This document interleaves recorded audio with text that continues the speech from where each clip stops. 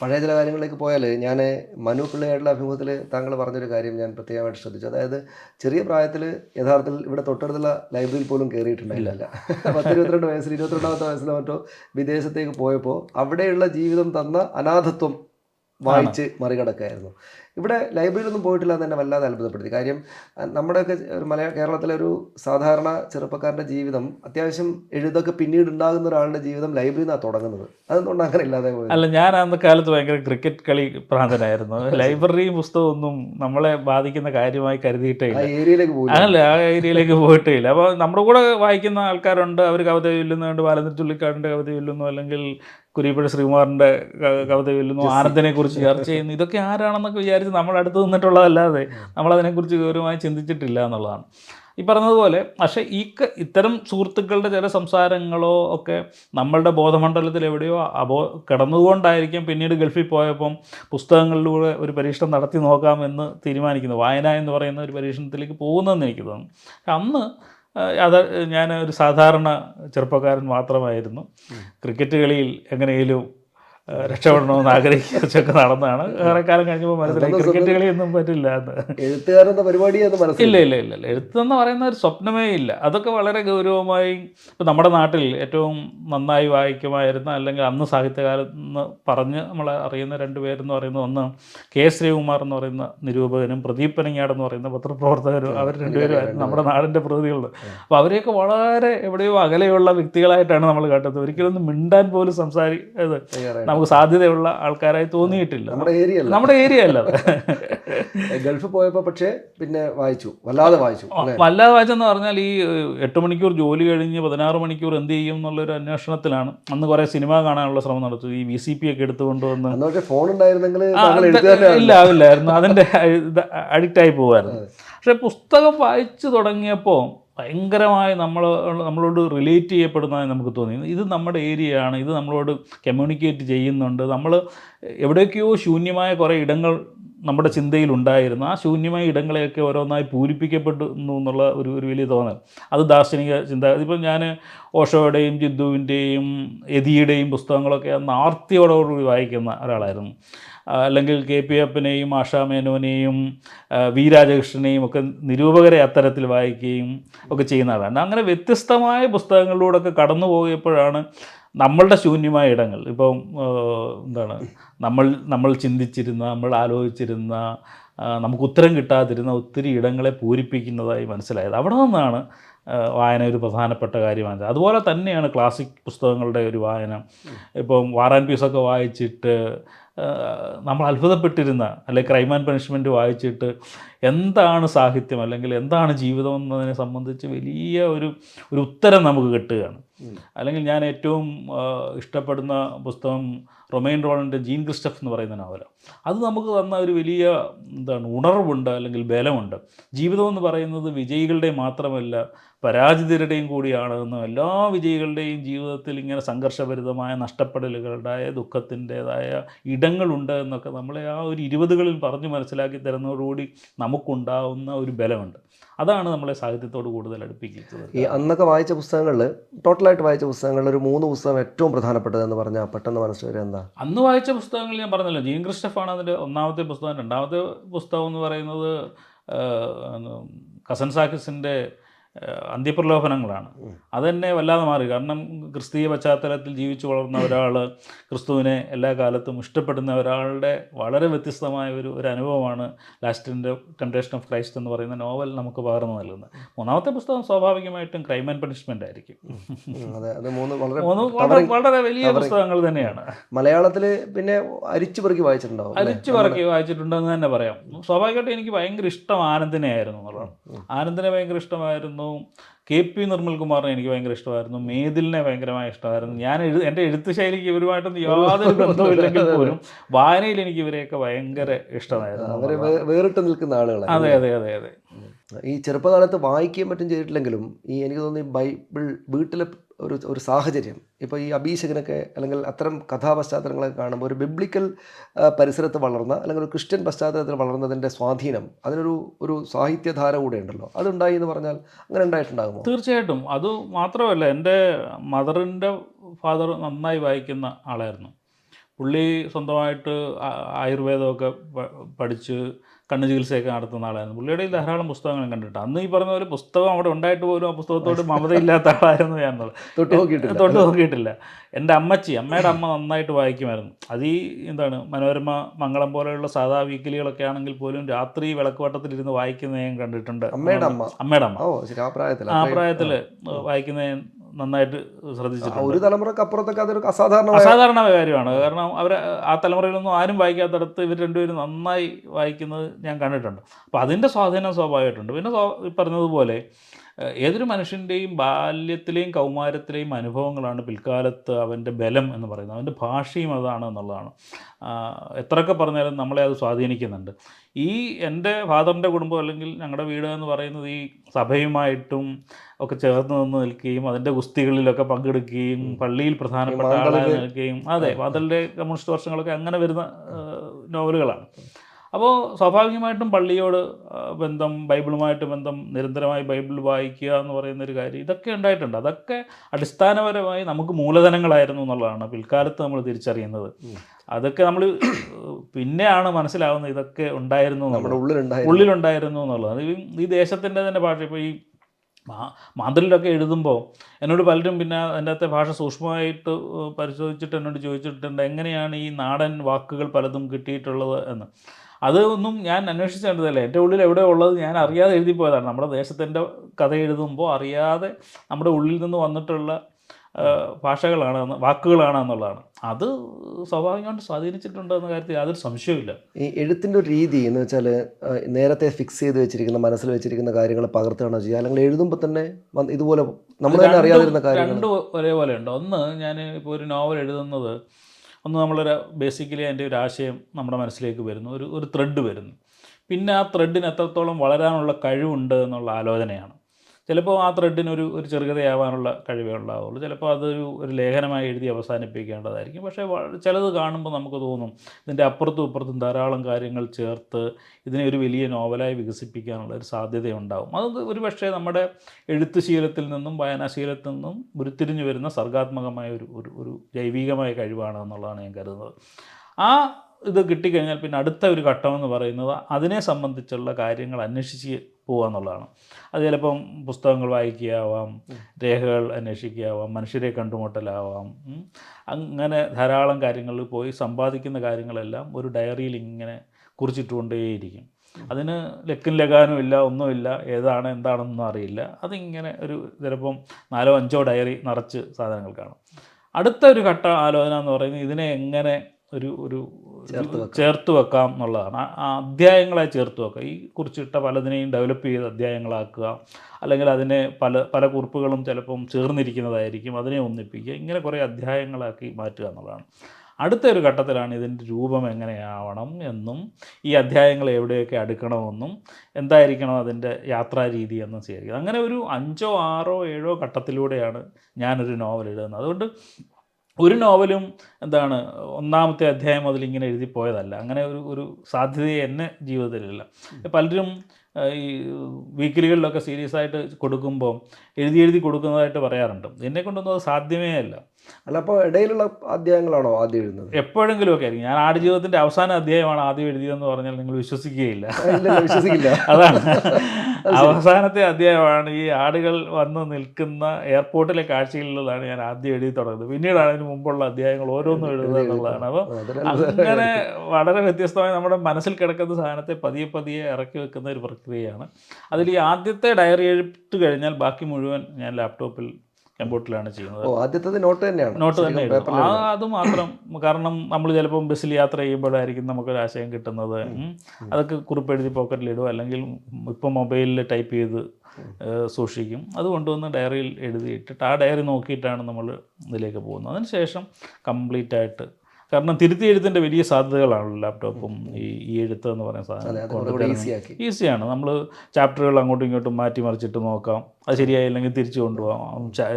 Paragraph തന്നെ തിരിച്ചും മറിച്ചും എഴുതാൻ പറ്റും. അവിടെ നോക്കി നമ്മളൊന്ന് വായിച്ച് നോക്കുമ്പോൾ തോന്നി ഈ പാരഗ്രാഫ് താഴെ വരുന്നതാണ് കുറേ കൂടെ നല്ലതെന്ന് തോന്നുന്നു. അല്ലെങ്കിൽ ഒരു വാചകം അതിൻ്റെ പഞ്ച് വരുന്നത് കുറേ കൂടെ താഴെ എഴുതുമ്പോഴാണെന്ന് ഇപ്പോൾ നോക്കുമ്പോൾ ഭയങ്കര അല്ല, ഇതൊരു വളരെ സാധാരണമായ ചോദ്യമാണ്. പക്ഷേ ഇപ്പോൾ നോക്കുമ്പോൾ ഈ ക്രൈം ആൻഡ് പണിഷ്മെന്റ് പോലത്തെ വലിയ പുസ്തകങ്ങൾ കൈകൊണ്ട് എഴുതി വെട്ടിത്തിരുത്തി വീണ്ടും വീണ്ടും എഴുതിയാണല്ലോ എന്ന് ആലോചിക്കുമ്പോൾ അത് അത്ഭുതം ഭയങ്കര അത്ഭുതം തോന്നും. തോന്നും. ഫിസിക്കൽ അത് അധ്വാനം. ഞാൻ ഈ പുതിയ എഴുത്തുകാർ കുട്ടികളോട് ചോദിക്കാറുണ്ട്, നിങ്ങൾ ഒന്നെങ്കിൽ ക്രൈം ആൻഡ് പണിഷ്മെൻറ്റോ വാർ ആൻഡ് പീസോ അല്ലെങ്കിൽ കാരമോ സഹോദരന്മാരെ പോലെയുള്ള വലിയ പുസ്തകങ്ങൾ വായിക്കാറുണ്ടോ എന്ന് ചോദിച്ചപ്പോൾ പലരും പറയാറുള്ളത് വായിച്ചിട്ടില്ല എന്നുള്ളതാണ്. അത് വലിയ പുസ്തകമല്ലേ. ഞാൻ പറയും, നിങ്ങളൊരു വലിയ പുസ്തകം വായിക്കാൻ നിങ്ങൾക്ക് കഴിയുന്നില്ലെങ്കിൽ എങ്ങനെയാണ് വലിയൊരു പുസ്തകം എഴുതുക? അതെ, അതെ. അപ്പോൾ ഒരു വായിക്കുന്നതിൻ്റെ 50 ഇരട്ടി അധ്വാനം വേണം എഴുതണമെങ്കിൽ. അപ്പം വലിയ എഴുത്തുകൾ സംഭവിക്കണമെങ്കിൽ നമ്മൾ വലിയ എഴുത്തുകൾ വായിക്കണം എന്നുള്ളത് പ്രധാനപ്പെട്ട. അവരെടുത്ത അധ്വാനം എത്രയാണെന്ന് ഒരു എഴുത്തുകാരൻ എന്ന നിലയിൽ അപ്പോഴേ നമുക്ക് മനസ്സിലാവുകയുള്ളൂ. അപ്പോൾ ഇതിപ്പോൾ അത് ടൈപ്പ് ചെയ്യാൻ തന്നെയും എത്രമാത്രം എത്ര physical അധ്വാനമാണ്. അതെ അതെ അതെ ഇപ്പോൾ എഴുതുന്ന കാലത്ത് വലിയ അധ്വാനമാണ്. ഇത് എഴുത്തിന് ഏതാ സമയം അങ്ങനെയൊക്കെ ഉണ്ടോ? അല്ല, അല്ല, എന്നെ സംബന്ധിച്ച് ഇപ്പം ഞാനിവിടെ ഒറ്റയ്ക്ക് ജീവിക്കുകയാണല്ലോ. എല്ലാ സമയവും എൻ്റെ ലാപ്ടോപ്പ് ഓണായിരിക്കും. രാവിലെ പോയി ബ്രേക്ക്ഫാസ്റ്റ് ഉണ്ടാക്കി കഴിച്ചതിന് ശേഷം വന്ന് ഞാൻ അതിൻ്റെ മുമ്പിലിരിക്കും, എന്തെങ്കിലും ഒന്ന് എഴുതും. അല്ലെങ്കിൽ ചിലപ്പം അന്ന് പുതിയതായി ഒന്നും എഴുതാൻ തോന്നുന്നില്ലെങ്കിൽ എന്തെങ്കിലും ഒന്ന് എഡിറ്റ് ചെയ്യും, പഴയ ചാപ്റ്ററുകളിലേക്കും മറിഞ്ഞ് നോക്കിപ്പോവും. അപ്പോൾ അവിടെ നിന്ന് എന്തെങ്കിലും ഒന്ന് ഒരു കണക്ഷൻ കിട്ടും. അപ്പോൾ അതിൻ്റെ ഒരു ഭാഗം എഴുതി വെക്കും. പിന്നെ കുറച്ച് നേരം ഉച്ചഭക്ഷണം കഴിഞ്ഞ് പിന്നെയും ഒരമണിക്കൂർ നേരം വിശ്രമിച്ച ശേഷം വീണ്ടും അതിൻ്റെ മുമ്പിൽ പോയിരിക്കും. അങ്ങനെ രാത്രി വരെയും അതിൻ്റെ മുമ്പിൽ ഇരിക്കുകയും ചെയ്യുക. ചിലപ്പം ഒരു പേജായിരിക്കും സംഭവിക്കുന്നത്, ചിലപ്പോൾ ഒരു പാരഗ്രാഫ് ആയിരിക്കും. പക്ഷേ എന്തെങ്കിലുമൊക്കെ ഇങ്ങനെ ഒരു പ്രൊഡക്റ്റീവായി കിട്ടുമെന്നുള്ളത്. പിന്നെ നമുക്ക് എഡിറ്റ് ചെയ്ത് കളയാൻ ധാരാളം സാധനങ്ങൾ അതിൽ നിന്നുണ്ടാവും എന്നുള്ളതാണ്. ഈ ആടുജീവിതം ഉറപ്പായിട്ട് സിനിമയെ പറ്റി ചോദിക്കാതിരിക്കാൻ പറ്റില്ല. സിനിമ ശരിക്കും താങ്കളെ തൃപ്തിപ്പെടുത്തുന്നൊരു അനുഭവം തന്നെയായിരുന്നോ? വരാതിരിക്കുന്നേ ഉള്ളൂ. അല്ല, അത് പൂർണ്ണമായും സിനിമ എന്ന നിലയിൽ ഞാൻ കണ്ടിട്ടില്ലല്ലോ. പക്ഷേ അതിൻ്റെ ഷൂട്ടിങ്ങിനോടൊപ്പം അതിൻ്റെ തിരക്കഥ വേളയിലും അതിൻ്റെ ആലോചനാ വേളയിലും ഒക്കെ സജീവമായി പങ്കെടുത്ത നിലയിൽ അതിനോട് ചേർന്ന് നിൽക്കുന്ന ഓരോരുത്തരും എടുത്തിട്ടുള്ള കഠിനാധ്വാനത്തെക്കുറിച്ച് എനിക്ക് നല്ല ബോധ്യമുണ്ട്. ഇപ്പോൾ പലരും ഉന്നയിക്കുന്ന പ്രശ്നങ്ങളിലൊന്ന് ഈ നോവൽ സിനിമയാകുമ്പോൾ അതിനെ എങ്ങനെ മറികടക്കും എന്നുള്ളൊരു ചോദ്യം സ്വാഭാവികമായിട്ടും ഉന്നയിക്കുന്നത്. അതിനെ എങ്ങനെ മറികടക്കാം എന്നാണ് സംവിധായകനായ ബ്ലസ്സി എല്ലാ കാലത്തും ആലോചിച്ചുകൊണ്ടേയിരിക്കുന്നത്. അത്തരത്തിലുള്ള ബോധ്യമുണ്ട്. നോവലുകൾ സിനിമയാക്കിയാൽ പരാജയപ്പെടാനുള്ള സാധ്യത വളരെ കൂടുതലാണെന്നുള്ള ഒരു ബോധ്യത്തിൽ നിന്നുകൊണ്ടാണ് ആ സംവിധായകൻ അതിനുവേണ്ടി പ്രവർത്തിക്കുന്നത്. അപ്പോൾ സ്വാഭാവികമായിട്ടും അതിനുള്ള എലമെൻറ്റുകൾ ആ സിനിമയിൽ ഉരുത്തിരിഞ്ഞു വെക്കുകയും സിനിമയുടെ ഭാഷ നോവലിൻ്റെ ഭാഷയല്ല എന്ന് തീരുമാനിക്കുകയും ഒക്കെ ചെയ്യുന്ന വളരെ ഗൗരവമായ ഒരു പ്രവൃത്തിയിലാണ് അവർ ഏർപ്പെട്ടിരിക്കുന്നത്. അത് മാത്രമല്ല, ഇവർ ഇത്രയും കാലത്തെ അധ്വാനം, ബ്ലസ്സി 14 വർഷമായി നിൽക്കുന്നു, പൃഥ്വിരാജ് എത്രയോ വർഷമായി അതിൻ്റെ കൂടെ നിന്ന് ആലോചനയിൽ പങ്കെടുക്കുകയും അദ്ദേഹത്തിൻ്റെ ശരീരത്തിൻ്റെ പ്രശ്നങ്ങൾ പോലും തൃണവൽക്കരിച്ചുകൊണ്ട് അതിനോടൊപ്പം നിൽക്കുകയൊക്കെ ചെയ്യുന്നതിന് വലിയ റിസൾട്ട് ഉണ്ടാവുമെന്ന് തന്നെയാണ് എൻ്റെ ഒരു പ്രതീക്ഷ. പൃഥ്വിരാജിൻ്റെ വല്ലാത്ത അത്ഭുതകരമായിട്ടുള്ളൊരു ഒന്ന് ഈ നജീബ് നമ്മുടെ മനസ്സിൽ തന്നെ ഭീകരരൂപി ശേഷം വരുന്ന ഭീകരരൂപിയാണല്ലോ ഇദ്ദേഹം. നമ്മുടെ മനസ്സിൽ തന്നെ അങ്ങനെ കിടക്കുകയാണ്. അപ്പം പൃഥ്വിരാജ് അതിന് വേണ്ടിയിട്ട് വലിയ കഠിനാധ്വാനം തന്നെയാണ് നടത്തിയത് അല്ലേ? തീർച്ചയായിട്ടും. അത് ഒന്ന് ശരീരഭാരം ഏതാണ്ട് 20 കിലോയോളം കുറയ്ക്കുക എന്ന് പറയുന്നത് തന്നെ വലിയൊരു റിസ്ക്കാണ് ഒരു നടനെ സംബന്ധിച്ചിടത്തോളം. അവർക്ക് ശരീരം എന്ന് പറയുന്നത് അവരുടെ മൂലധനമാണ്. അതിന്മേലാണ് പരീക്ഷണം നടത്തിയിട്ടുള്ളത് എന്നുള്ളതാണ്. 2, ഈ കോവിഡ് കാലമായപ്പോഴത്തേക്കും അത് വീണ്ടും ഷൂട്ടിംഗ് വെക്കേണ്ടി വന്നപ്പോൾ വീണ്ടും ശരീരഭാരം കൂടുകയും രണ്ടാമത് വീണ്ടും കുറയ്ക്കേണ്ടി വരികയും ചെയ്യുന്ന വലിയൊരു അപകടം അതിനകത്തുണ്ടായിരുന്നു. ഡോക്ടർമാർ പലരും അതിനെക്കുറിച്ച് വാണിംഗ് കൊടുത്തിട്ട് പോലും അദ്ദേഹം അതിനോടൊപ്പം നിന്നു എന്നുള്ളതാണ് അതിനകത്ത്. അപ്പോൾ അദ്ദേഹം അത്തരത്തിലുള്ള ഒരു കഥാപാത്രത്തെ ചെയ്യുന്നതിന് വേണ്ടി അദ്ദേഹം മാനസികമായി അത്രയും തയ്യാറായിരുന്നു എന്നുള്ളതാണ്. അതിൻ്റെ ഒരു ഡെഡിക്കേഷൻ വളരെ പ്രധാനപ്പെട്ടതാണ്. ഇതെങ്ങനെ സിനിമയാക്കും എന്നുള്ള സംശയം നമുക്ക് വായിക്കുമ്പോഴുന്ന ആളുകൾക്കൊക്കെ തോന്നുന്നുള്ളൂ. ഞാൻ ലൈഫ് ഓഫ് പൈ എന്നുള്ള സിനിമ കാണുമ്പോൾ അതിനകത്ത് ഈ ബോട്ടിലിങ്ങനെ പോകുമ്പോൾ അതിനകത്ത് മീനുകളിങ്ങനെ പറന്ന് വരുന്നൊരു സീനുണ്ട്. അപ്പോൾ എനിക്ക് പെട്ടെന്ന് എവിടെയോ ഞാൻ കണ്ടിട്ടുണ്ടല്ലോ എന്ന് തോന്നലുണ്ടാവുകയും എനിക്ക് മനസ്സിലായി കണ്ടതല്ല വായിച്ചതാണ്. നമ്മുടെ ഇതിനകത്ത് മരുഭൂമിയിൽ പാമ്പുകൾ പറന്ന് വരുന്നത്. അതൊക്കെ എങ്ങനെയായിരിക്കും ആ ഷൂട്ട് ചെയ്യിക്കാന്ന് ഞാൻ അത്ഭുതപ്പെടും. അല്ല, അത് പറഞ്ഞതുപോലെ അതിൻ്റെ റിയാലിറ്റിയിൽ അല്ലേ അവതരിപ്പിക്കാൻ പറ്റുള്ളൂ. സ്വാഭാവികമായിട്ടും ആ ഭാഗങ്ങളൊക്കെ ഷൂട്ട് ചെയ്തിട്ടുണ്ട് എന്നാണ് ഞാൻ കരുതുന്നത്. ഞാനും പറഞ്ഞ പോലെ പടം കണ്ടിട്ടില്ല. പിന്നെ ഇപ്പോൾ പുതിയ കാലത്ത് ധാരാളം ടെക്നോളജിയുടെ സഹായം കൂടി ഇതിനൊക്കെ ഉപയോഗിക്കാൻ പറ്റുമല്ലോ. അതിനുവേണ്ടിയും ധാരാളം സമയവും പണവും അതിനുവേണ്ടി ചെലവഴിച്ചിട്ടുണ്ട് എന്നുള്ളതാണ്. അതൊക്കെ മനോഹരമായി തന്നെ പടത്തിലുണ്ടാകും. മനുഷ്യൻ്റെ മനസ്സിനെ കുറിച്ചൊരു എഴുത്തുകാരന് പ്രത്യേകിച്ച് വേറൊരാളുടെ സഹായം വേണ്ട. അത് അവനവൻ്റെ ഉള്ളിൽ തന്നെ വരും. പക്ഷേ ഈ ഫിസിക്കലായുള്ള യാഥാർത്ഥ്യങ്ങളെക്കുറിച്ച് ഇപ്പോൾ മരുഭൂമി എന്നത് അതിനകത്ത് എഴുതി വെച്ചിരിക്കുന്നത് നമ്മൾ ചിത്രം എന്ന പോലെ കാണും. അത് പ്രത്യേകിച്ച് ഈ പാമ്പിൻ്റെ വരവ് പോലുള്ള കാര്യങ്ങൾ, ഹക്കീമിനെ മണൽക്കൂനെ അപ്പാടെ വന്ന് മൂടിക്കളയുന്നത്, തിരമാല പോലെ ഇങ്ങനെ മണൽ വരുന്നത്, ഇതൊക്കെ എങ്ങനെയാണ് അറിയുന്നത്? അന്നൊന്നും ഈ പറയുന്ന പോലെ വിഷ്വൽ സാധ്യതകളൊന്നും നമുക്ക് കണ്ടുകൊണ്ടിരിക്കാറില്ലല്ലോ. എവിടെ നിങ്ങൾ കണ്ടത് പകർത്തിയതാണെന്ന് പറയാൻ പറ്റില്ലല്ലോ. ഇല്ലില്ല. അത് പലതും നമ്മൾ മറ്റ് പുസ്തകങ്ങൾ റെഫർ ചെയ്തിട്ടൊക്കെയാണ് മരുഭൂമി. ഞാൻ യഥാർത്ഥത്തിൽ സൗദി അറേബ്യയിൽ പോയിട്ടുള്ള ആളല്ല ഇത് എഴുതുന്ന കാലത്ത്. പക്ഷേ നമ്മൾ പല മറ്റു തരത്തില്ല. ഞാൻ പലരും വിചാരിക്കുന്നത് നജീബിൻ്റെ ജീവിതം മാത്രം കേട്ടത്. ഞാനൊരു 30ഓളം പുസ്തകങ്ങൾ അതിനു വേണ്ടി റെഫർ ചെയ്തിട്ടുണ്ട്. മരുഭൂമിയുടെ ജീവിതം. അപ്പോൾ അതിനകത്ത് പല്ലിയെക്കുറിച്ച് പറയുന്ന വളരെ സൂക്ഷ്മമായ ഒരു ഒരു ഒരു കാര്യമുണ്ട്. പല്ലി ഉള്ളിടത്ത് വെള്ളം ഉണ്ടാവും എന്ന് പറയുന്ന സാധനമുണ്ട്. അതൊരു മരുഭൂമിയെക്കുറിച്ചുള്ളൊരു പഠനത്തിൽ വായിച്ച ഒരു കാര്യമാണ്. അങ്ങനെ പല കാര്യങ്ങളും നമ്മൾ പലയിടത്തു നിന്നും ഉൾച്ചേർന്നിട്ടുണ്ട്. പിന്നെ സ്വാഭാവികമായിട്ടും നമ്മളുടെ ഒരു ഭാവനാ ലോകം കൂടി അതിനോട് ചേരുന്നുണ്ടല്ലോ. ആ ഭാവന കൂടി ചേരുമ്പോഴാണല്ലോ ഒരു നോവലാവുന്നത്. അപ്പോൾ ഭാവനയ്ക്കുള്ള ഇടം കൂടി വിറ്റ് കൊടുത്തിട്ടുണ്ട്. സിനിമയിൽ വരുമ്പോഴത്തേക്ക് ഇതൊക്കെ ചിത്രീകരിക്കുക എന്ന് പറയുന്നത് വളരെ വെല്ലുവിളി നിറഞ്ഞൊരു കാര്യമാണ്. അപ്പോൾ മരുഭൂമി വന്നു, കാറ്റ് വന്നു, മൂടിയെന്ന് എഴുതി വെക്കുന്നതിന് വളരെ എളുപ്പമാണ്. പക്ഷേ അത് ചിത്രീകരിക്കുന്നത് അത്ര എളുപ്പമല്ല. ആ വെല്ലുവിളി അവർ ഭയങ്കരമായി ഏറ്റെടുക്കുകയും അതിനെ അതിജീവിച്ച് വരികയും ചെയ്തിട്ടുണ്ട് എന്നുള്ളതാണ് ഞങ്ങൾക്ക് അറിയുന്നത്. ഇതിനകത്ത് മറ്റൊരു വെല്ലുവിളി ഉള്ളത് എനിക്ക് തോന്നുന്നത് ഈ പറയുന്ന ഇത് നമുക്കിപ്പോൾ ഞാനിത് വായിക്കുമ്പോൾ എൻ്റെ മനസ്സിൽ കാണുന്ന ചിത്രമായിരിക്കില്ല മറ്റൊരു വായനക്കാരനുണ്ടാകും. പക്ഷേ ഓരോരുത്തരുടെ മനസ്സിലും അതിനൊരു ഇത് പക്ഷേ പരിമിതപ്പെടുത്തില്ലേ സിനിമ എന്ന് വെച്ചാൽ ആടുജീവിതം എന്നാൽ ഇന്നതാണ് എന്നത്, നജീബ് എന്നാൽ പൃഥ്വിരാജാണ് എന്ന പരിമിതപ്പെടുത്തലുണ്ടാകുമോ എന്ന് എഴുത്തുകാരൻ എന്ന നിലക്ക് താങ്കൾക്കൊരു ആശങ്ക? അങ്ങനെ പരിമിതപ്പെടുത്തലുണ്ടെങ്കിൽ പോലും നമ്മൾ വീണ്ടും തിരിച്ച് പുസ്തകം വായിക്കുമ്പോൾ നമ്മുടെ ഭാവനയിലേക്ക് തിരിച്ചു പോകുന്നുള്ളൂ. ഇപ്പോൾ നമ്മൾ മഹാഭാരതം സീരിയൽ കണ്ടു എന്ന് വിചാരിച്ച് പിന്നീട് നമ്മളൊരു മഹാഭാരതം കഥ വായിക്കുമ്പോൾ നമ്മൾ അതിലേക്ക് തിരിച്ചു പോകാറില്ല എന്നുള്ളതാണ്. വളരെ ഏറെ പേരും പോകല്ല, നമ്മളുടേതായ ഒരു സഞ്ചാരം നടത്തുകയാണ്. അപ്പോൾ ഈ പുസ്തകത്തിൻ്റെ ഒരു വ്യാഖ്യാനം മാത്രമാണ് സിനിമ എന്ന് മാത്രം കരുതിയാൽ മതി. മാത്രമല്ല, പുസ്തകത്തിൻ്റെ ഭാഷയും സിനിമയ്ക്ക് സിനിമയുടേതായ ദൃശ്യഭാഷയുമുണ്ട്.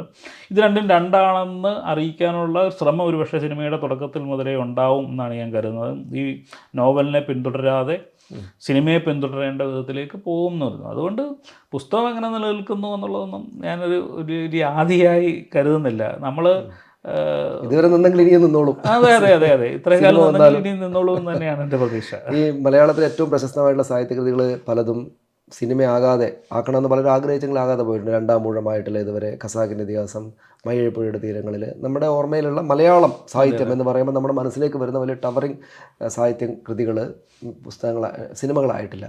പക്ഷേ നമ്മുടെ നാട്ടിൽ ഇപ്പോൾ പ്രധാനപ്പെട്ട എഴുത്തുകാരെല്ലാം സിനിമയിൽ കൂടെ നല്ല കൃതികൾ ഉണ്ടാക്കുന്ന ആളുകളായിട്ടുണ്ട്. താങ്കൾക്ക് എന്താ തോന്നുക? നമ്മുടെ ഇതുപോലുള്ള പ്രധാനപ്പെട്ട കൃതികൾ എന്തെങ്കിലും സിനിമകളാകണമെന്നുള്ള ആഗ്രഹമുള്ള ആളാണോ താങ്കൾ? അല്ലെങ്കിൽ അതിൽ കാര്യമില്ല, അത് അതിൻ്റെ നിലക്ക് നിന്നുകൊള്ളും എന്നാണോ? അല്ല, അത് രണ്ടിനും സാധ്യതയുണ്ട്. കാരണം നോവൽ എന്ന നിലയിൽ അത് നിലനിൽക്കുമ്പോൾ തന്നെ അത് ദൃശ്യഭാഷയിലേക്ക് വന്നാൽ നോവലിലും സാഹിത്യത്തിലും താല്പര്യമില്ലാത്തൊരു വലിയ ജനവിഭാഗങ്ങളുടെ ഇടയിലേക്ക് ആ കൃതിയുടെ രണ്ടാം മൂഴം എപ്പോഴും ചർച്ചയാണ്, കുട്ടികളൊക്കെ പറയുന്ന കേൾക്കാം. ഈ ഇപ്പോൾ മോഹൻലാലിൻ്റെ സിനിമ വന്നപ്പോഴും രണ്ടാം മൂഴത്തിൽ മോഹൻലാലായിട്ട് ചർച്ച വരുന്നുണ്ട്. അത്തരത്തിൽ അത് ഗൗരവത്തോടുകൂടി സമീപിക്കുകയും ചെയ്താൽ വലിയ ദൃശ്യസാധ്യതയുള്ള കൃതികളിലൊന്നാണ് രണ്ടാം മൂഴം എന്നാണ് ഞാൻ കരുതുന്നത്. അതിൻ്റെ നമ്മൾ വായിച്ച അല്ലെങ്കിൽ MT പകർത്തി വെച്ചേക്കുന്ന എത്രയോ വലിയ ദൃശ്യങ്ങളെ മുഴുവൻ അത് കൊണ്ടുവരാനും ഒരു മനോഹരമായ സിനിമയാക്കി മാറ്റാനും ഉള്ളൊരു സാധ്യതയുണ്ട്. അതേസമയത്ത് പുസ്തകത്തിന് അതിൻ്റെ നിലനിൽപ്പുണ്ട്. ഇപ്പോൾ MT തന്നെ ഒരു സ്വകാര്യ സംഭാഷണത്തിൽ ഒരിക്കൽ എന്നോട് പറഞ്ഞ ഒരു കാര്യം, വടക്കൻ വീരഗാഥ പുസ്തകമായി എഴുതിയിട്ട് വേണമായിരുന്നു സിനിമയാക്കാൻ എന്ന് അദ്ദേഹത്തിന് ആഗ്രഹമുണ്ടായിരുന്നു. പക്ഷേ അന്നത്തെ സാഹചര്യത്തിൽ അത് അങ്ങനെ സംഭവിച്ചു പോയി. പുസ്തകമായി എഴുതിയിരുന്നെങ്കിൽ പുസ്തകത്തിന് മറ്റൊരു വലിയ യാത്രയുണ്ടല്ലോ, ഒരു അപ്രവാളിയിലെ ഒരു കുറച്ച് നാളത്തെ യാത്രയല്ലല്ലോ. ഇപ്പോൾ വടക്കൻ വീരഗാഥ സിനിമ എത്ര പേര് കണ്ടിട്ടുണ്ട്, അത് പുസ്തകമായിരുന്നെങ്കിൽ എത്ര തലമുറ വായിക്കുമായിരുന്നു എന്ന് പറയുന്ന സാധ്യതയുണ്ട്. ഇത് രണ്ടിനും രണ്ട് സാധ്യതയുണ്ടെന്നാണ് ഞാൻ കരുതുന്നത്.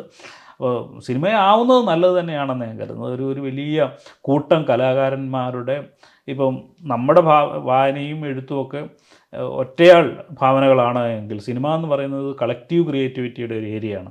അതിനകത്ത് ഛായാഗ്രഹം വരുന്നു, സംഗീത സംവിധായകൻ വരുന്നു, പാട്ടെഴുത്തുകാരൻ വരുന്നു, ചമയക്കാരൻ വരുന്നു, ആർട്ട് ഒരുക്കുന്നവർ വരുന്നു. അങ്ങനെ ഒരു വലിയ സർഗാത്മകമായ മനുഷ്യരുടെ കൂട്ടായ്മയിൽ നിന്ന് ഉരുത്തിരിയുന്ന മറ്റൊരു വലിയ കലാരൂപം അതിലൂടെ സൃഷ്ടിക്കപ്പെടുകയാണ് എന്നുള്ളതാണ്. അതുകൊണ്ട് നോവലുകൾ സിനിമയാക്കപ്പെടണമെന്ന് തന്നെയാണ് ഞാൻ ആഗ്രഹിക്കുന്നത്. താങ്കൾക്ക് അതൊരു ആനന്ദകരമായ യാത്രയായിരുന്നു? തീർച്ചയായിട്ടും. ഞാൻ അതിനോടൊപ്പം വളരെ സന്തോഷപൂർവ്വം ഇതിൻ്റെ പ്രോസസ്സൊക്കെ പഠിച്ച് ഒരു വിദ്യാർത്ഥി എന്ന നിലയിൽ എന്നോടൊപ്പം ചേർന്നു നിന്ന ഒരാളാണ് ഞാൻ. ഇതിൽ മറ്റ് വിഷയങ്ങളിലേക്ക് പോയാൽ നമുക്ക് ഒരുപാട് സമയം ഞാൻ എടുത്തു. മറ്റു വിഷയങ്ങളിലേക്ക് പോയാൽ ഇപ്പം അബീശകിൻ പോലുള്ള ഈ പറയുന്ന ബിബ്ലിക്കൽ മിത്തുകളിലൊക്കെയുള്ള കഥകൾ എഴുതിയിട്ടുള്ള ആളാണ് താങ്കൾ. ഇപ്പോൾ നമ്മൾ രണ്ടാം മൂഴത്തെ പറ്റി സംസാരിച്ചു. നമ്മുടെ ഇതിഹാസത്തിൽ നിന്നാണ് അതിൻ്റെ കഥകൾ വരുന്നത്. എക്കാലത്തും സ്വതന്ത്രമായിട്ട് ഇത്തരം കഥാപാത്രങ്ങൾ എടുക്കാനുള്ള ഒരവസരം നമ്മുടെ നാട്ടിൽ എഴുത്തുകാർ എപ്പോഴും വിനിയോഗിച്ചിട്ടുണ്ട്. പക്ഷേ ഈ കാലം അതിനെ തടസ്സപ്പെടുന്ന ഒന്നായിട്ട് സർഗാത്മകതയുടെ അങ്ങനെ ഫ്രീ ഫ്ലോക്ക് തടസ്സം വരുത്തുന്ന ഒരു കാലമായിട്ട് താങ്കൾക്ക് തോന്നിയിട്ടുണ്ടോ? ഇപ്പോൾ വല്ലാത്ത തോതിൽ ഈ ശക്തിപ്പെടുന്ന ഈ പറയുന്ന വിശ്വാസപരമായിട്ടുള്ള കാര്യങ്ങൾ, അതിദേശീയതാവാദങ്ങൾ, ഇതെല്ലാം സാഹിത്യത്തെ പരിമിതപ്പെടുത്തുകയില്ലേ? അത് എഴുത്തുകാരെ ഭയപ്പെടുത്തുകയില്ലേ? അങ്ങനെ ഒരു കാലമാണെന്ന് താങ്കൾക്ക് തോന്നുന്നുണ്ടോ? തീർച്ചയായിട്ടും അത് വ്യാപകമായ രീതിയിൽ ഉണ്ടായിക്കൊണ്ടിരിക്കുന്നു എന്നുള്ളതാണ്. അത് ഒരു സാധാരണ ഒരു കഥാപാത്രത്തെക്കുറിച്ച് എടുത്താൽ പോലും അതിനകത്തെ ജാതിയും മതവും അന്വേഷിക്കുന്ന, ഇപ്പം മമ്മൂട്ടിയുടെ കാതൽ എന്ന് പറയുന്ന സിനിമ വന്നു. അപ്പോൾ അതിനെതിരെ ഒരു ബിഷപ്പ് സംസാരിച്ചത് അത് ക്രിസ്ത്യാനികൾക്കെതിരെയുള്ള സിനിമയാണ്. അതിനകത്തെ മമ്മൂട്ടിയുടെ കഥാപാത്രം ക്രിസ്ത്യൻ പേരുകാരായതുകൊണ്ട് അത് ക്രിസ്ത്യാനികൾക്കെതിരെയുള്ള സിനിമയാണെന്ന് തരത്തിലേക്കുള്ള അത്തരത്തിൽ നമ്മൾ ചെറിയ മനസ്സിനുടമകളായിക്കൊണ്ടിരിക്കുന്നു സമൂഹം മുഴുവൻ എന്നുള്ളതാണ്. അതിൻ്റെ മൂർത്തിമത് ഭാവമാണ് നമ്മൾ അതിദേശീയതയിലെയും ഈ ഹിന്ദുത്വ തീവ്രവാദികളിലും കാണുന്നതെന്നുള്ളതാണ്. അവർ പറയുന്ന അതേ കാര്യങ്ങൾ തന്നെ മതന്യൂനപക്ഷങ്ങളും പറഞ്ഞുകൊണ്ടേയിരിക്കുന്നു എന്നുള്ളതാണ് അപകടകരമായ ഒരു കാര്യം. അവർ വലിയൊരു അപകടം മുന്നോട്ട് വെക്കുന്നു.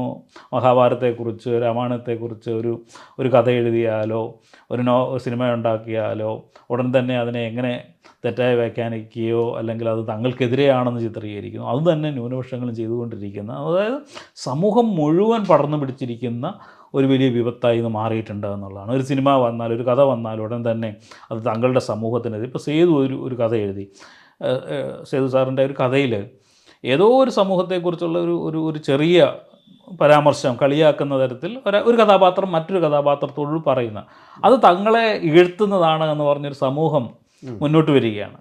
അപ്പം ഒരു കഥാപാത്രം ഒരു സ്റ്റേറ്റ്മെൻറ്റ് നടത്തുന്നതിൽ പോലും നമ്മൾ ഇങ്ങനെ അസഹിഷ്ണുതരായിക്കൊണ്ടിരിക്കുന്ന ഒരു കാലത്തിലാണ്. അതെ, ഹരീഷിൻ്റെ കഥയിൽ അതുണ്ടായിട്ട് കഥാപാത്രം പറയുന്നതാണ്, കഥാപാത്രം മറ്റൊരു കഥാപാത്രത്തോട് പറയുന്ന വളരെ സാധാരണമായ നാട്ടുമ്പുറ സംഭാഷണങ്ങളിൽ ഒന്നാണ്. അത് എല്ലാ കാലത്തും നാട്ടുമ്പുറത്ത് നടത്തുന്നത്. നമ്മൾ ഈ പൊളിറ്റിക്കലി കറക്റ്റ് ആവുക എന്ന് പറയുന്ന വളരെ തെറ്റായ ഒരു കാലത്തിലാണ് ജീവിക്കുന്നത് എന്നുള്ളതാണ്.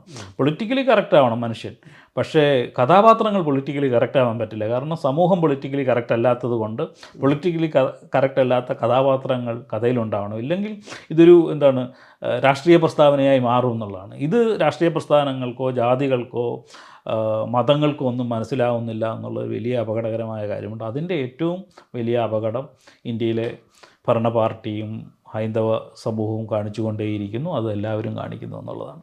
അത് ഇത്തരം ഘട്ടങ്ങളിൽ ഈ പറയുന്ന നേരത്തെയൊക്കെ ഈ ക്രിസ്ത്യൻ സമൂഹം, അതിനകത്തുള്ള പുരോഹിതരൊക്കെ വളരെ കുറച്ചുകൂടെ മികച്ച അല്ലെങ്കിൽ സമവായത്തിൻ്റെതായിട്ടുള്ള സംസാരം പറയുന്ന, എല്ലാ മതങ്ങൾക്കും സ്വീകാര്യമായിട്ടുള്ള വർത്തമാനങ്ങൾ പറയുന്ന ആളുകളെ മാത്രമാണ് ക്രിസ്ത്യൻ പുരോഹിതരായിട്ടൊക്കെ കാണാറുണ്ട് ഞങ്ങളുടെയൊക്കെ സ്കൂൾ കോളേജ് കാലത്തൊക്കെ. പക്ഷേ സമീപകാലത്ത് അത് അങ്ങനെ അല്ലാതെയുള്ള വർത്തമാനങ്ങൾ പരസ്യമായിട്ട് കേൾക്കേണ്ടി വരിക. ഇപ്പോൾ കാസ എന്നൊക്കെ പോലുള്ള ചില അതിതീവ്ര വർഗീയത പറയുന്ന സംവിധാനങ്ങൾ പെട്ടെന്ന് പ്രത്യക്ഷപ്പെടുക. ഈ നമ്മുടെ നാട്ടിലെ ക്രൈസ്തവ സമുദായങ്ങൾക്കകത്തുകൂടെ വല്ലാത്ത തോതിൽ ഒരു വിദ്വേഷ സംഗതികൾ കയറി വരുന്നുണ്ട് എന്ന നിരീക്ഷണം ശരിയായിരിക്കും അത് പറഞ്ഞാൽ? വളരെയേറെ എന്ന് പറയേണ്ടി വരും, അപകടകരമായ നിലയിലൊന്നുകൂടി. കാരണം നമ്മൾ ഇത്രയും കാലം ഇവിടുത്തെ ഇസ്ലാമിക സമൂഹവും ക്രിസ്ത്യൻ സമൂഹവും ഹിന്ദു സമൂഹവും വളരെ സമന്വയത്തിൽ ജീവിച്ചിരുന്ന ഒരു സമൂഹമാണ്. അതിൽ നിന്ന് ഇസ്ലാമിക സമൂഹത്തെ ഒറ്റപ്പെടുത്തി ആക്രമിക്കുന്നതിൽ ഈ കാസ എന്ന് പറയുന്ന സംഘടന വലിയ പങ്ക് വഹിച്ചുകൊണ്ടിരിക്കുന്നുണ്ട് എന്നുള്ളതാണ്. വളരെ തെറ്റായ പ്രചരണങ്ങളിലൂടെ, അല്ല അവർക്കൊന്നും യാതൊരു ബന്ധവുമില്ലാത്ത കാര്യങ്ങൾ ഉയർത്തിക്കൊണ്ടാണ്. ഉദാഹരണമായി പറയുന്ന വളരെ രസകരമായൊരു ഉദാഹരണം പറഞ്ഞാൽ, ഇപ്പോൾ തുർക്കിയിലെ ഹാഗ സോഫിയ എന്ന് പറയുന്ന ഒരു കാലത്ത് ക്രിസ്ത്യൻ ദേവാലയമായിരുന്ന, പിന്നീട് മോസ്കായിരുന്ന, പിന്നീട് അത് മ്യൂസിയമായി മാറിയ സാധനം എർദോഗൻ വീണ്ടും മോസ്കായി പ്രഖ്യാപിച്ചു. അതിനെ ഉയർത്തി കാണിച്ചുകൊണ്ടാണ് മുസ്ലിങ്ങൾ ഞങ്ങളുടെ പള്ളി പിടിച്ചടക്കി എന്ന് പറയുന്ന ഒരു തെറ്റായ വ്യാഖ്യാനത്തെയാണ് അത് കൊണ്ടുവരുന്നത്. യഥാർത്ഥത്തിൽ അത് പള്ളിയായത് 1500-കളിൽ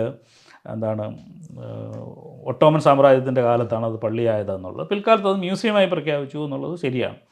പക്ഷേ ഈ പറയുന്ന ഏറ്റവും രസകരമായ കാര്യം, ഇവിടുത്തെ കത്തോലിക്കർക്കോ ഇവിടുത്തെ ഓർത്തഡോക്സുകാർക്കോ ഇവിടുത്തെ പ്രൊട്ടസ്റ്റൻറ്റുകൾക്കോ യാതൊരു വിശ്വാസവുമില്ലാത്ത ഈസ്റ്റേൺ ഓർത്തഡോക്സ് സഭയുടെ ചർച്ചായിരുന്നു അതെന്നുള്ളതാണ്. ഏറ്റവും മറ്റൊരു കാര്യം എന്ന് പറയുന്നത്, ഈ ഈസ്റ്റേൺ ഓർത്തഡോക്സ് ചർച്ചിനെ തകർക്കുന്നതിന് വേണ്ടി ഏറ്റവും വലിയ പങ്ക് വഹിച്ചിട്ടുള്ളത് വെസ്റ്റേൺ ഓർത്തഡോക്സ് എന്ന് പറയുന്ന ഇന്നത്തെ കത്തോലിക്കയും മാർപ്പാപ്പയും അവർ നടത്തിയിട്ടുള്ള കുരിശുയുദ്ധങ്ങളുമാണെന്നുള്ളതാണ്. ഈ കുരിശുയുദ്ധക്കാർ തന്നെ ഈ പള്ളി ആക്രമിച്ചിട്ടുണ്ടെന്നുള്ളത്. ആ പള്ളി ആക്രമിച്ചു, മുസ്ലിം പള്ളിയായി പ്രഖ്യാപിച്ചു എന്ന് പറയുന്ന ഒരു വ്യാഖ്യാനത്തിലൂടെ ഞാൻ പറയുന്നത്, ഇതിനെ എങ്ങനെയാണ് സംഘീവൽക്കരിക്കപ്പെട്ട ക്രിസ്ത്യാനികൾ തെറ്റായി വ്യാഖ്യാനിച്ചു കൊണ്ട് പോകുന്നത്, അത് ഇവിടുത്തെ മുസ്ലിങ്ങൾക്കെതിരെ തിരിക്കാൻ മുസ്ലിങ്ങളാണ് ഇതിൻ്റെ എല്ലാം കുറ്റക്കാരെന്ന് വരുത്തി തീർക്കുന്നതിനുള്ള ഒരു ഉദാഹരണമാണ്. അത്തരത്തിലുള്ള നിരവധി വ്യാഖ്യാനങ്ങളിലൂടെയാണ് പോകുന്നത്. അതിലൂടെ ക്രിസ്ത്യൻ പുരോഹിതന്മാരും അതിൽ പങ്കാളികളാവുന്നു എന്നുള്ളതാണ്. അതിൻ്റെ പ്രധാന കാരണം അധികാരത്തോടുകൂടി ചേർന്ന് നിൽക്കുക എന്ന് പറയുന്ന ഒരു കാര്യം. രണ്ട്, ഈ സഭകൾക്കുള്ളിൽ തന്നെ വലിയ സംഘർഷങ്ങൾ നടന്നുകൊണ്ടിരിക്കുകയാണ്. അത് എന്താണ്, പണത്തെ ചൊല്ലിയുള്ളതാണ്, അധികാരത്തെ ചൊല്ലിയുള്ളതാണ്, പല കൊടുക്കുവാങ്ങലുകളിലും ഉണ്ടായിട്ടുള്ള ക്രമക്കേടുകളെ ചൊല്ലിയാണ്. ഇതൊക്കെ മറയ്ക്കുന്നതിന് വേണ്ടി കൂടിയാണ് ഇവരിതൊക്കെ ചെയ്തുകൊണ്ടിരിക്കുന്നത് എന്നുള്ളതാണ്. അത് ഈ സഭയ്ക്കുള്ളിൽ ഉണ്ടാകുന്ന ആന്തരിക സംഘർഷങ്ങളെ മറ്റൊരു സമൂഹത്തിന്മേൽ ആരോപണം ഉന്നയിച്ചുകൊണ്ട് മറയ്ക്കാനുള്ള ശ്രമമാണ് നടത്തുകൊണ്ടിരുന്നത്. അത് നടക്കില്ല എന്നുള്ളതാണ് യാഥാർത്ഥ്യം. ആ ആന്തരിക സംഘർഷം അത് അങ്ങനെ തന്നെ നിൽക്കുകയും എന്നെങ്കിൽ സമൂഹത്തിന് നേരെയുള്ള ഈ ദ്വേഷ പ്രചരണങ്ങൾ ജനങ്ങൾ തിരിച്ചറിയുകയും ചെയ്യുമെന്ന് ഞാൻ ഇതിന് വിശ്വസിക്കുന്നു. ഇപ്പോഴത്തെ ഒരു രാഷ്ട്രീയ കാലാവസ്ഥ, താങ്കളങ്ങനെ രാഷ്ട്രീയം അത്തരത്തിലുള്ള രാഷ്ട്രീയ അഭിപ്രായങ്ങൾ പറയാത്ത ആളല്ല, ഇപ്പോഴത്തെ ഒരു രാജ്യത്തെ രാഷ്ട്രീയ കാലാവസ്ഥ മാറും എന്നൊരു ശുഭാപ്തി വിശ്വാസമുള്ള എഴുത്തുകാരനാണോ താങ്കൾ?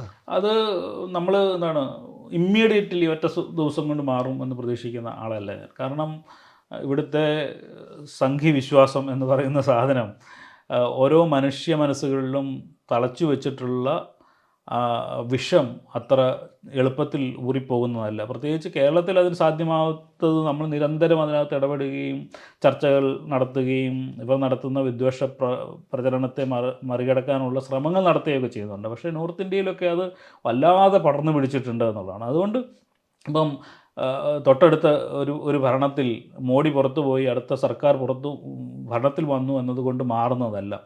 ഈ മനുഷ്യ മനസ്സുകളിൽ പടർന്നു വച്ചിട്ടുള്ള ന്യൂനപക്ഷ വിരോധം അലിഞ്ഞു പോവുക എന്ന് പറയുന്ന, അല്ലെങ്കിൽ ഇന്ത്യയുടെ സംസ്കാരം എന്താണെന്നും ചരിത്രം എന്താണെന്നും പാരമ്പര്യം എന്താണെന്നും നമ്മളുടെ വൈവിധ്യം എന്താണെന്നും ഉള്ള തിരിച്ചറിവിലേക്ക് നമ്മൾ പോകുന്ന ഒന്നിലേക്ക് മടങ്ങി വരുമ്പോഴാണ് യഥാർത്ഥത്തിൽ നമ്മുടെ രാജ്യം കൂടുതൽ ശക്തിപ്പെടുകയോ അല്ലെങ്കിൽ നമ്മൾ ശക്തി പ്രാപിച്ചു എന്ന് പറയുകയോ ചെയ്യുന്നത്. അല്ലാതെ ഒരു അധികാരം മാറിയതുകൊണ്ട് മാത്രം സംഭവിക്കുന്നതല്ല. അതിന് വലിയ പ്രചരണങ്ങൾ ആവശ്യമുണ്ട്. ഇന്നോളം നടത്തിയിട്ടുള്ള വിദ്വേഷ പ്രചരണങ്ങൾക്കെതിരെ മറുപടി കൊടുക്കേണ്ടതുണ്ട്. തെറ്റായ തരത്തിലുള്ള ന്യൂനപക്ഷ വിദ്വേഷം ഇവിടെ പ്രചരിപ്പിക്കപ്പെടുന്നുണ്ട് എന്ന തരത്തിൽ നമ്മൾ ബോധവൽക്കരണം നടത്തേണ്ടതുണ്ട് എന്ന് എനിക്ക് തോന്നുന്നു. നമ്മുടെ ഇതൊരു വലിയ സാഹിത്യ കേന്ദ്രിതമായിട്ടുള്ള, സാഹിത്യത്തിന് വലിയ പ്രോമിനൻസ് കിട്ടുന്നൊരു ദേശമാണല്ലോ നമ്മുടെ കേരളം, ഭാഷ. ഇവിടെ ഇപ്പോൾ ലിറ്ററേച്ചർ ഫെസ്റ്റിവലുകൾ നേരത്തെ നമ്മൾ പറഞ്ഞു വളരെ കൂടുതലായിട്ടുണ്ട്. ശരിക്കും ഈ ലിറ്ററേച്ചർ ഫെസ്റ്റിവലുകൾ ഇതുപോലൊരു രാഷ്ട്രീയ കാലത്ത് അവ നിർവഹിക്കേണ്ടുന്ന ചിലതരം ഉത്തരവാദിത്തങ്ങളുണ്ടല്ലോ, അത് നിർവഹിക്കുന്നുണ്ട്, അതുകൊണ്ട് ഗുണമുണ്ട് എന്ന് താങ്കൾ ശരിക്കും വിചാരിക്കുന്നു? 100% ഉണ്ടാകുന്ന അവിടെ ലിറ്ററേച്ചർ ഫെസ്റ്റിവലുകളിൽ ഒരുപക്ഷെ 50% താഴെ മാത്രമേ സാഹിത്യം ചർച്ച ചെയ്യുന്നുള്ളതാണ്. സമൂഹത്തെ ബാധിക്കുന്ന മറ്റനേകം പ്രശ്നങ്ങളെക്കുറിച്ച് കൂടി അവിടെ ചർച്ച ചെയ്യപ്പെടുന്നുണ്ട്. അത് മതേതരത്തെക്കുറിച്ചുള്ള ചർച്ചയാവാം, ചരിത്രത്തെക്കുറിച്ചുള്ള ചർച്ചയാവാം, ഭരണഘടനയെക്കുറിച്ചുള്ള ചർച്ചയാവാം, സമൂഹത്തിലെ വിവിധ ജനവിഭാഗങ്ങളെക്കുറിച്ചുള്ള ചർച്ചയാവാം, ആദിവാസികളാവാം, ട്രാൻസ്ജെൻഡർ വിഷയങ്ങളാവാം, സ്ത്രീ വിഷയങ്ങളാവാം. അങ്ങനെ സമൂഹത്തെ ബാധിക്കുന്ന എല്ലാത്തരം വിഷയങ്ങളെക്കുറിച്ചുമുള്ള ചർച്ചകൾ പൊതുജനങ്ങൾക്കിടയിലേക്ക് ഉയർത്തിക്കൊണ്ടുവരുന്നതിൽ സാഹിത്യ ഉത്സവങ്ങൾ വലിയ പങ്ക് വഹിക്കുന്നുണ്ട് എന്നുള്ളതാണ്. അതിനകത്ത് സാഹിത്യം ഒരു ചെറിയ പങ്ക് മാത്രമാണ് വഹിക്കുന്നത്. അപ്പോൾ സ്വാഭാവികമായിട്ടും സാഹിത്യത്തിന് ഒരു ഉണർവുണ്ടാവുകയും പുസ്തകങ്ങൾ വായനയ്ക്കൊരു ഉണർവ് ഉണ്ടാവുകയും ചെയ്യുന്നുണ്ട് എന്നുള്ളതാണ്. അതുകൊണ്ട് വളരെ പ്രധാനപ്പെട്ടതാണ് ഓരോ സാഹിത്യോത്സവങ്ങളും എന്നാണ് ഞാൻ കരുതുന്നത്. താങ്കളൊരു ഇടതുപക്ഷക്കാരനാണോ? ഒരു എഴുത്തുകാരന് രാഷ്ട്രീയം ഉണ്ടാകുന്നത് ഗുണമാണോ ദോഷമാണോ ചെയ്യുക? ഇടതുപക്ഷക്കാരൻ എന്ന അർത്ഥത്തിൽ ഞാൻ ഇടതുപക്ഷക്കാരനാണ്. അത് മുമ്പേ പറഞ്ഞതുപോലെ സമ്പൂർണ്ണമായ ഒരു പാർട്ടി മെമ്പർ എന്ന നിലയിലല്ല. പക്ഷേ ഒരു എഴുത്തുകാരൻ ഇടതുപക്ഷക്കാരനല്ലാതെ എങ്ങനെയാണ് ആയിത്തീരാൻ കഴിയുക എന്ന് എനിക്ക് അറിഞ്ഞുകൂടാ. നമുക്ക് നമ്മുടെ ഈ സാഹചര്യത്തിൽ നമ്മുടെ സമൂഹവും നമ്മുടെ രാഷ്ട്രവും വല്ലാതെ വൽക്കരിക്കപ്പെട്ടുകൊണ്ടിരിക്കുന്ന ഒരു കാലത്ത്, ജനവിഭാഗങ്ങളെ ഭിന്നിപ്പിച്ചുകൊണ്ടിരിക്കുന്ന ഒരു കാലത്ത് നമുക്ക് ഇടതുപക്ഷ ചിന്താഗതിക്കോടൊപ്പം ചേർന്ന് നിന്നുകൊണ്ടല്ലേ നമ്മളുടെ ചിന്തകൾ രൂപപ്പെടുത്തുകയോ നമുക്ക് സമൂഹത്തിൽ ഇറങ്ങി നിന്ന് സംസാരിക്കുകയോ ചെയ്യാൻ കഴിയുന്നത്.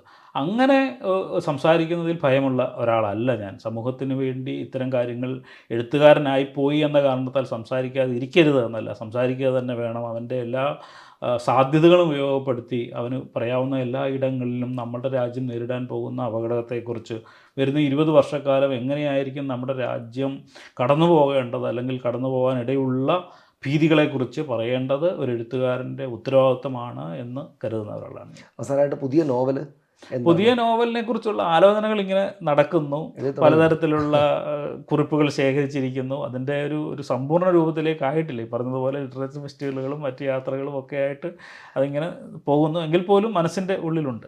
ആദ്യകാലത്ത് എന്ന പോലെ ഒരുപാട് എഴുതുക എന്നത് ആവശ്യമില്ലാന്ന് തീരുമാനിച്ചിട്ടുണ്ടെന്ന് ഞാൻ ഏതോ ഒരു അതെ interview അതെ പറയുന്നത് അതെ. കേട്ടു. അല്ല, അതിൻ്റെ ഒരു സമയം കഴിഞ്ഞല്ലോ. കാരണം ആദ്യകാലത്ത് എഴുതുമ്പോൾ, ഇപ്പം ഞാൻ 30 വയസ്സിൽ എഴുതുമ്പോൾ 30 വർഷത്തെ അനുഭവങ്ങളും ചിന്തകളും സ്വപ്നങ്ങളും പദ്ധതികളും ഒക്കെ നമ്മുടെ മനസ്സിലുണ്ട്. അപ്പം സ്വാഭാവികമായിട്ടും കൂടുതൽ എഴുത്തുണ്ടാവും.